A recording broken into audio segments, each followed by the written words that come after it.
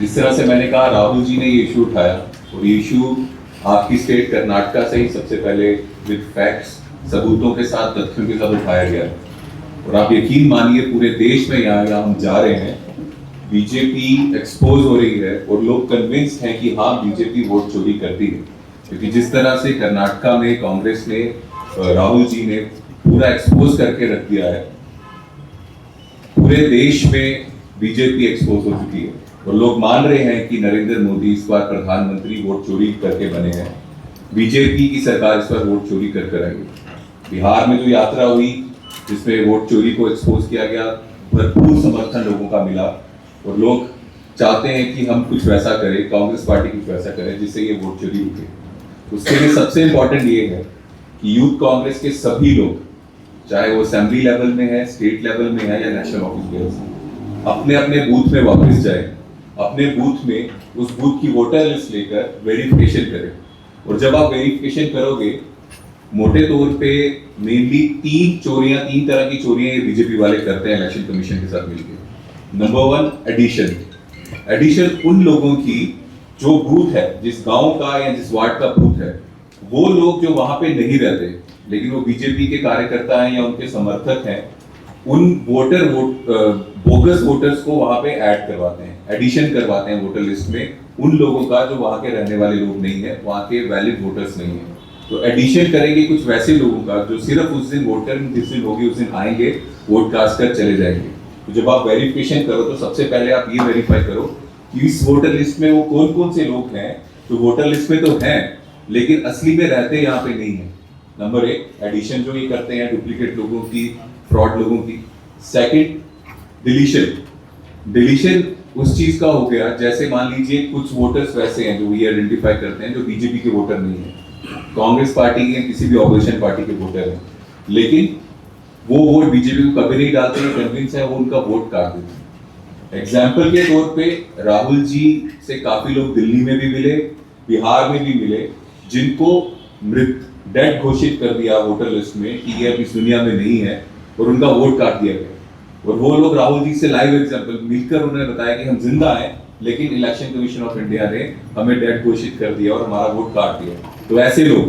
जो लोग वहां पे रहते हैं बूथ में रहते हैं उस मोहल्ले में उस वार्ड में गांव में रहते हैं लेकिन उनका वोट काट दिया गया है लेकिन वो जेन्युइन वोटर्स हैं। सेकंड आपको वो आइडेंटिफाई करना है और तीसरा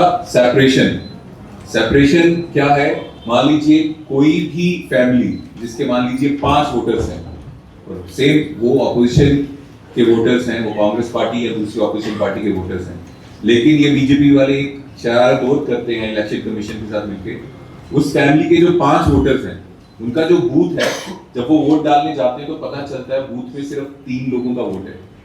2 लोगों का वोट जो है वो किसी और बूथ में डाल दिए। तो जनरली क्या होता है जब एक फैमिली पर वोटिंग डे जिस दिन इलेक्शन होता है वोटिंग डे वाले दिन परिवार पूरा एक साथ वोट डालने जाता है जब वो वोट डालने जाते हैं तो देखते हैं कि 5 में से 3 मेंबर्स का वोट है और 2 का किसी और बूथ है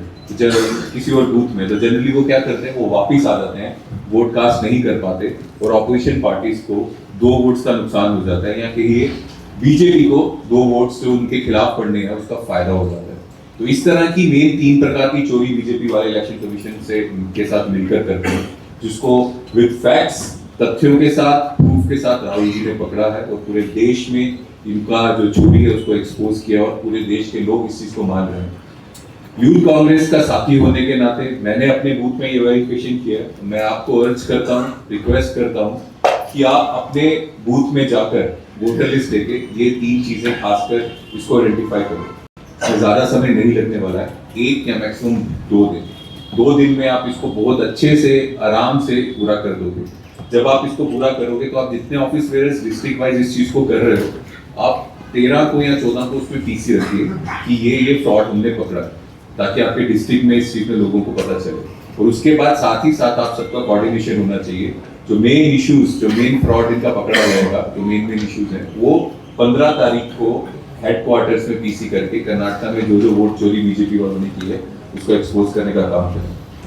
जिस तरह से डीके शिव कुमार जी ने भी कहा बहुत इंपॉर्टेंट है हम यूथ ऑफिस वेयर्स को जो हमारे यूथ के युवा साथी हैं हमें बूथ में काम करना चाहिए और बूथ को छोड़ना नहीं चाहिए। तो एक मौका ये भी है कि हम वापस अपने बूथ पे जाएं लोगों से मिलें और इस चीज़ में उनके साथ कनेक्टेड रहें और आगे इसको कंटिन्यूस प्रोसेस इसको रखें। ये शुरुआत ज़रूर है लेकिन ये अंत नहीं है। इसके बाद भी आपको कंटिन्यूसली अपने बूथ में लोगों के साथ तालमेल बनाकर उनके टच में रहना चाहिए और पूरा ध्यान रखना चाहिए कि बीजेपी वाले फिर से वोट चोरी करने की कोशिश ना करें इलेक्शन कमीशन के साथ मिलकर। और मुझे उम्मीद है आप सबसे, कर्नाटका वैसा स्टेट है ऊर्जा से भरा हुआ, बहुत एनर्जी है यहाँ पे हमारे साथियों में, तो इस चीज में आप ग्राउंड लेवल में जाकर ये चीज करेंगे और बीजेपी को एक्सपोज करेंगे कि सच में ग्राउंड लेवल का काम है और वैसा काम है जिससे हम डायरेक्ट एक्सपोज अपने ओपोनेंट बीजेपी को कर रहे हैं जो चोरी करके सरकार में तो आ रही हैं और साथ ही साथ जो सबसे बड़ा राइट है हमारा, राइट टू वोट, उसको काफी लोगों से छीन रहे हैं जो उनको वोट नहीं डालते।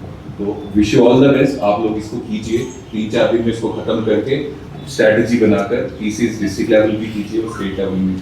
Thank you.